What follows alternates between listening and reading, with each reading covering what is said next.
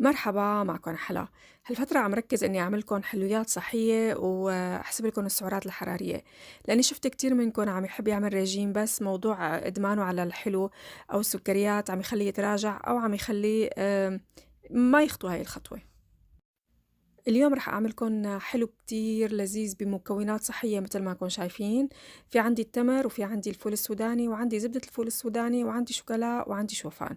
هلا زبدة الفول السوداني اللي مو متوفرة عنده ممكن إنه يستخدم معلقة أو معلقتين من الطحينة اللي هي الراشي. هلا أول شي التمر بدي طالع منه النوى، وبدي أطحنه على المكسر مع معلقتين من الفول السوداني. مثل ما قلنا ممكن نحط طحينة. هلأ باطحنُن لحتى هيك تتجمّع وتصير هيك من جهة واحدة العجينة. هون بتكون إنه خلص هي تمامًا انهرست وما عاد فيها قطع هيك إنه كبيرة.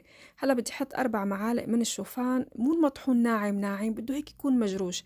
يعني أنتِ حطّي هيك الشوفان اللي عندِك على مطحنة البهارات هيك شوي صغيرة، وكبسة أو كبستين 3 بيكون صار عندي جاهز. شايفين قطع الشوفان بقلبه، والشوفان ني من دون أي تحميص من دون أي شي.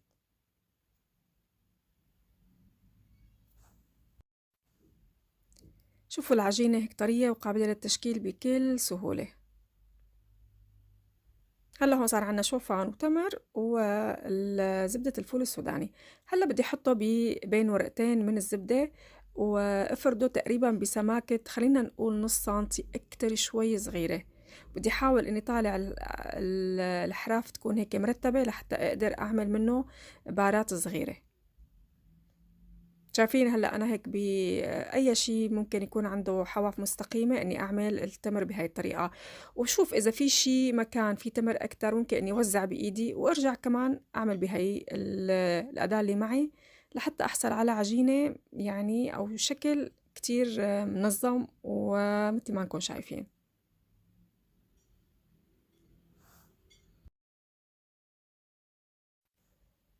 هلأ هون عندي هاي الطبقة كمان 10 تمرات، حطيت معهم معلقة من الكاكاو وعملتهم على الخلاط عندي كمان. هلأ بدي مدها فوق هاي الطبقة.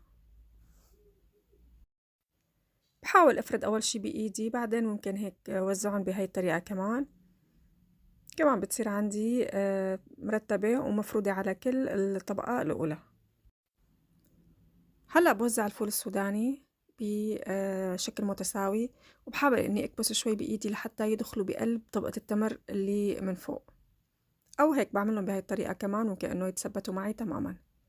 هلأ باخدن على البراد أو الفريزر لمدة 10 دقايق مشان يسهل علي التقطيع. هلأ هون قطعتهم. شوفوا طريقة التقطيع بتختلف كل واحد كيف بده. هلأ أنا ممكن أعملهم بارات إذا بدي أعطيهم لبناتي.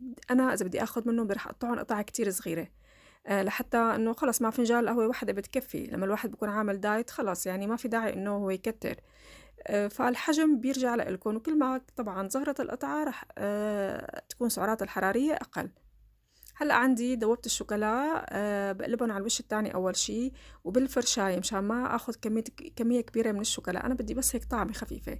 دهنت أول شي من فوق. طبعا بنقدر نعطيهم لأولادنا على المدارس، عن جد كتير رهيبين وكتير طيبين.